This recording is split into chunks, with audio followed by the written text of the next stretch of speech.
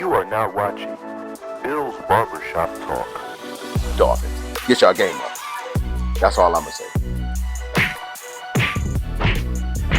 Are we willing to pay the money? You know, Buffalo, they're still that good old boy club.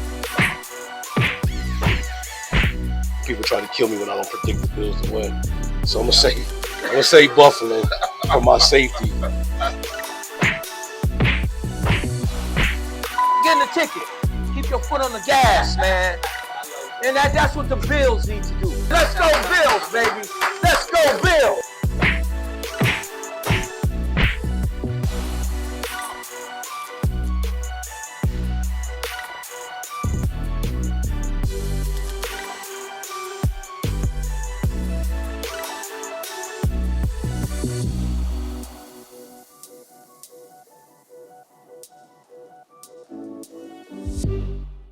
Yeah. Right here with the man. The myth, the legend. Let me my legend look.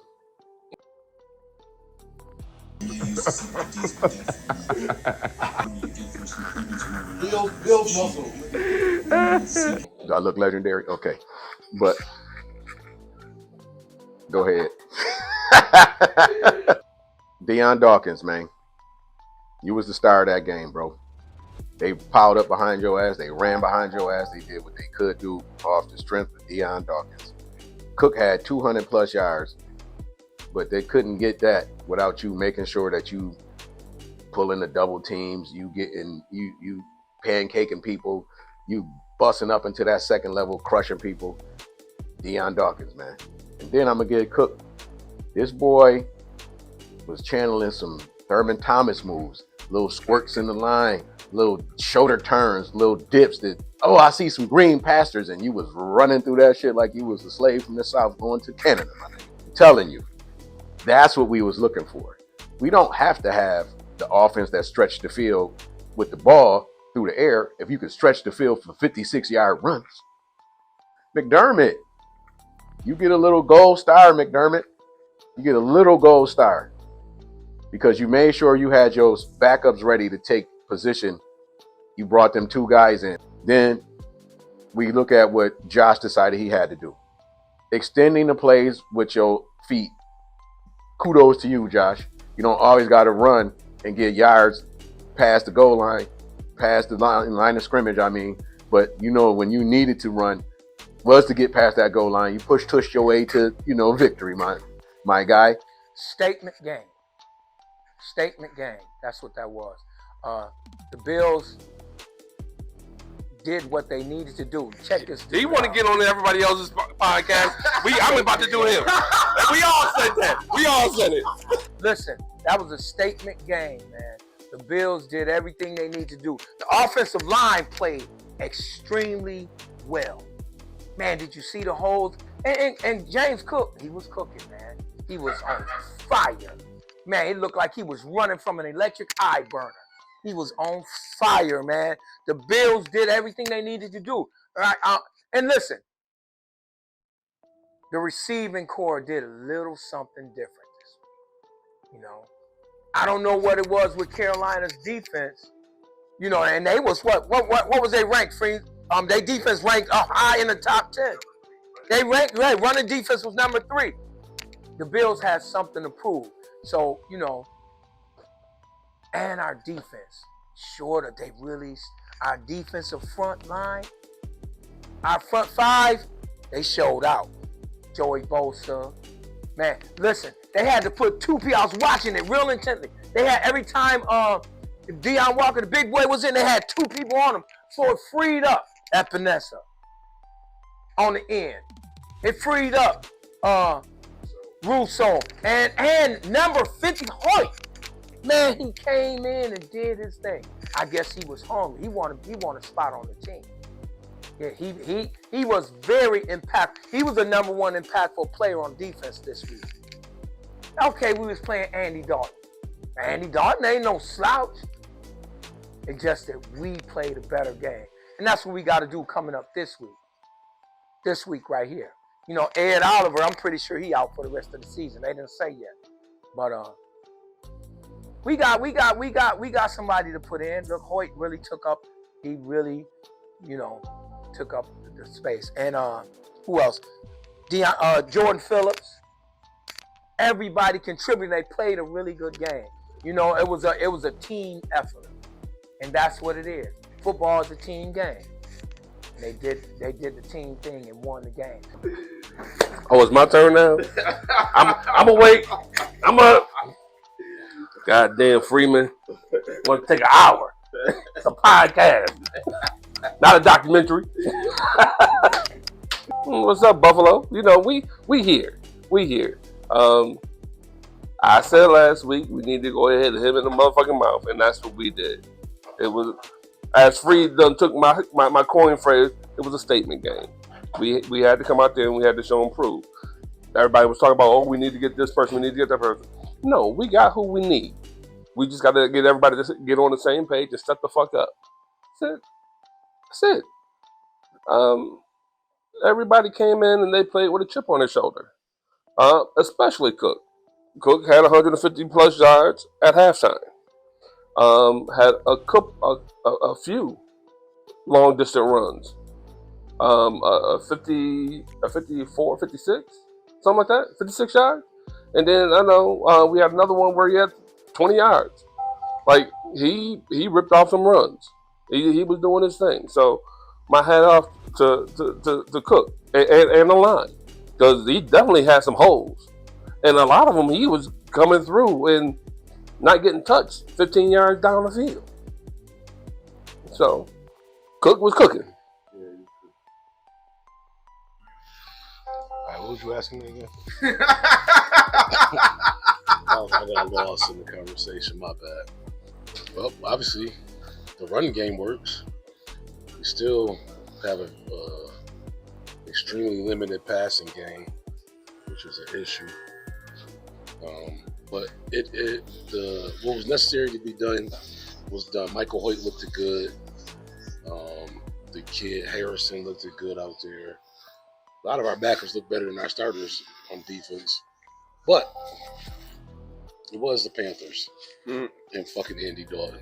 So we can't get too hype off of playing good defense against the Panthers. It's the Panthers. Once you stop the running game, it's over because their quarterback is 90. So it ain't but so much he was going to do. Another player hurt again. That doesn't help. Losing Oliver for the rest of the season. We extremely thin at defensive tackle right now. So we may have to address that over the next week. Because that's like 3 tackles we down now. We down Oliver, Carter, and Sanders. So we out 3 tackles. So we're going to have to do something about that. But defensive line looked good. Both had a good game. Rousseau's getting healthy. He played well. They're good out there. We'd be all right. We had at least one wide receiver on our team. I was waiting for Potter to be on that.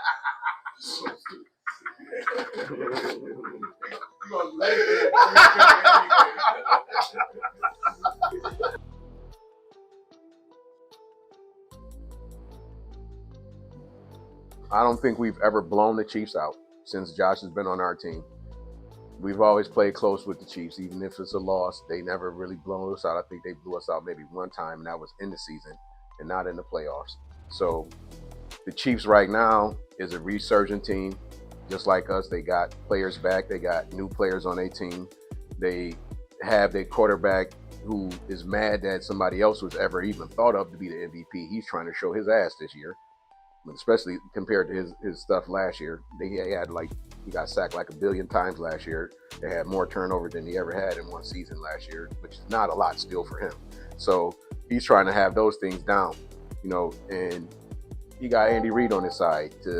Those are simple things through attrition. We put you in places where your best plays, your best players, all of that, and keep the momentum going. Now, if we can not have one of these games where the refs want to keep the whistles in their pocket, if they do, keep it in your pocket for both teams. You know what I'm saying?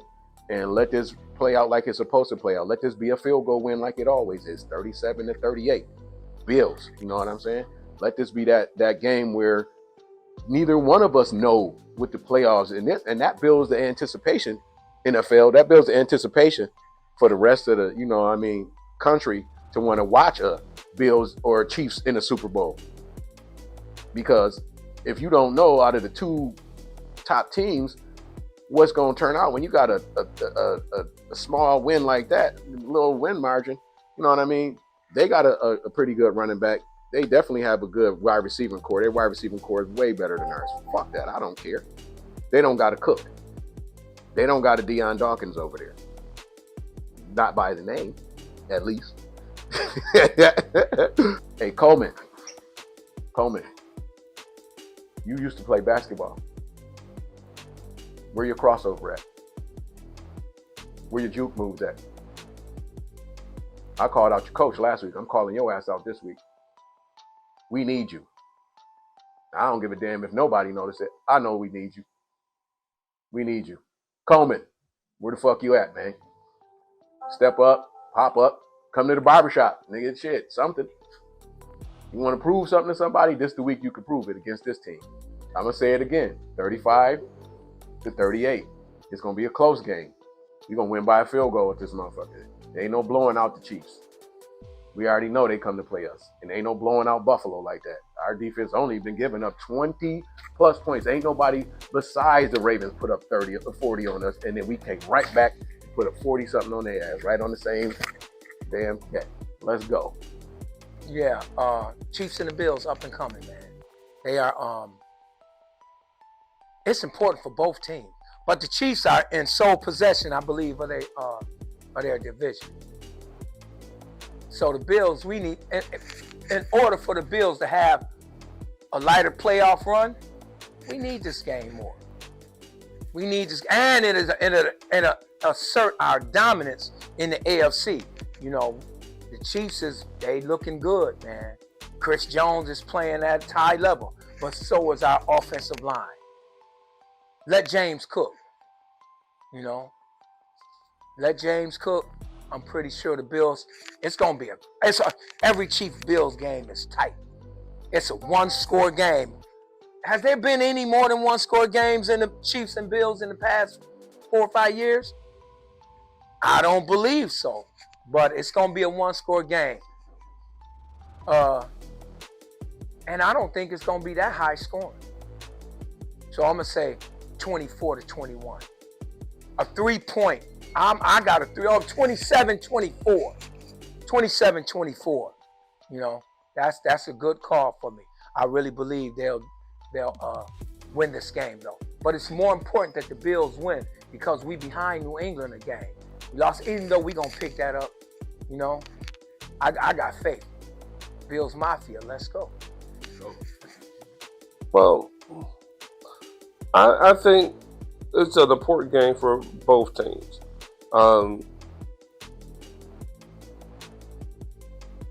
Chiefs don't want to keep sitting there saying, okay, we can afford to lose to them in the regular season because we got their number when it comes to the playoffs. That is not going to always be the case. So, get that out your head. We coming for you. That's the first thing. It's important to us because this just puts us back on track to where we should be. Everybody was saying last week, oh, we don't like this receiving by committee. Next man up. So yeah, we still got that mentality. Next man up mentality. That's it. Okay. Is it going to? So this week it was Cook. Okay. Freeman just called out Coleman. Okay. Coleman, you going to take that challenge? You going to step up to the plate? Is this going to be your week? You know, Shakur, you know, he doing his ones and twos when he can. But that's Josh having the time to go ahead and fight him because he's so small. Not saying that he's not talented, he's just small.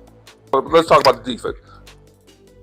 Trey, come on now. We gotta do something.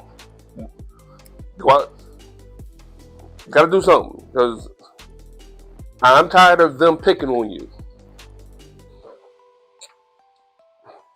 Tired of them picking on you. We got to go ahead and figure something out.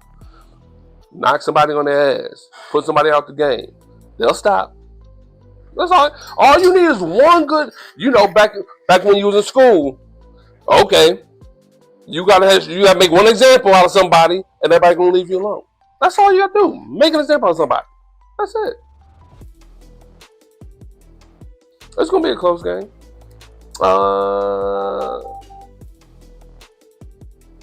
42-38, Buffalo. Who needs this game more? Bills or KC? That's a big topic that's out there. That's a very good question. I don't know, man. I've been hearing that on the TV and radio.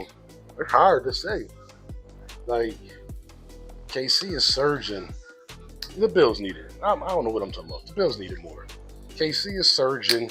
They looking good. Yeah, they the 7th seed right now on the edge of the playoffs, but if you was to ask all the teams in the AFC who they don't want to play right now, it's going to be KC, not Buffalo. Buffalo need this win. Just like last week, they needed to have a dominant win. They needed to skate out the game. They needed to dominate for once. And they got to beat a good team. We ain't beat a good team all year. I don't think we beat a team with a winning record until we got a hold of Carolina, and that wasn't a real winning record. Like, that's not real. So, yeah, no, the Bills need this way more. KC could lose this game and probably still win the division and still probably be the favorites for the Super Bowl. The Bills lose, the way we've been playing this year, that's going to shake our confidence. It's definitely, at the very least for the fan base, they're going to have them all shook up. Probably looking at, right now, the most explosive offense in the AFC. That's pretty for sure. This is going to be ugly. This is going to be really, really... Oh, this is going to be a tough one. This is going to be a tough one because they got that them two burners on the outside. We got Rashee Rice in the slot. He like 6 something and some change. He's a huge slot, which is a mismatch. I don't know how. I don't trust Taron Johnson on him. You're going to have to put Max on Worthy or the other kid, Tyquan, what's his face, Treadwell. But then you still stuck with Benford's slow self on the other one. They did well last week. The Bills did with their rotating Hancock in on obvious passing downs for his speed and athleticism, and having Poyer in for the rundowns. You want to do a little bit more of that. But then it's still Mahomes. Like, we don't got the talent on the outside or the pass rush skill to play man-to-man against this dude. Can't blitz him. He running way more than he normally does this year. I'm trying to remember the stat I heard earlier about how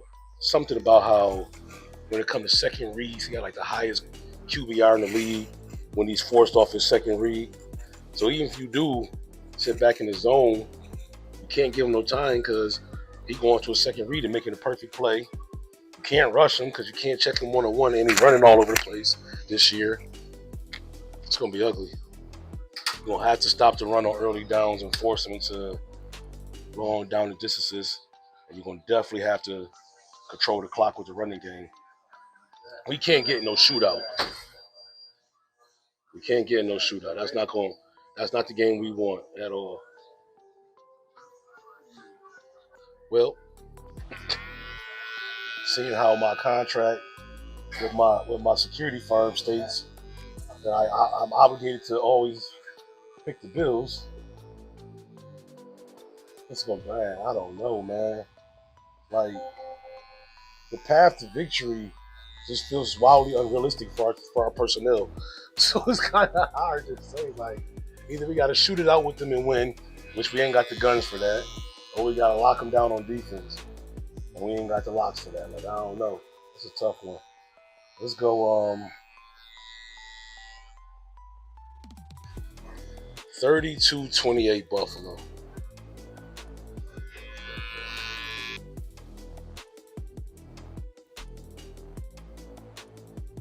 All right.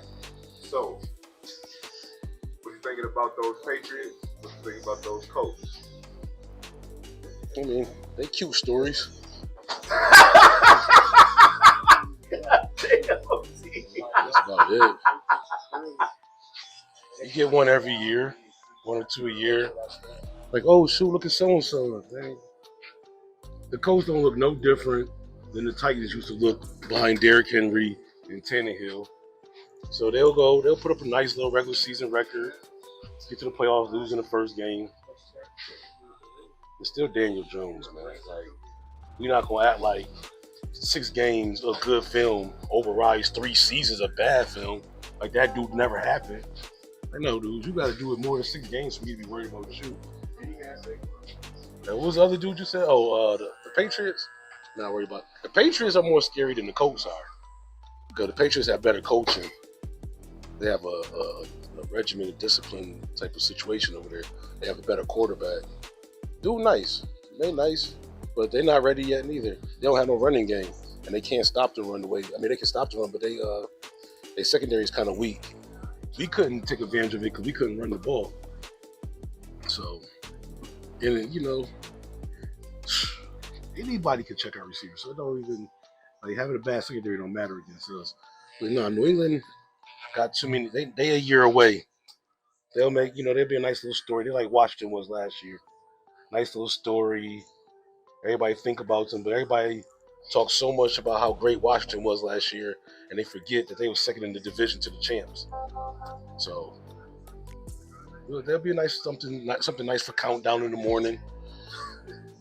They're not gonna make no real noise in the playoffs. They won't. Neither one of them teams is beating KC. So. All right. Any thoughts you got on Coleman? Like how censored are we on our podcast?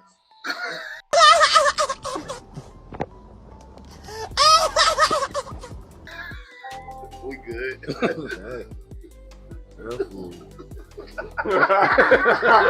So how censored are we on the podcast? We good. Not for kids. He on his way to being our next Kyrie Elam.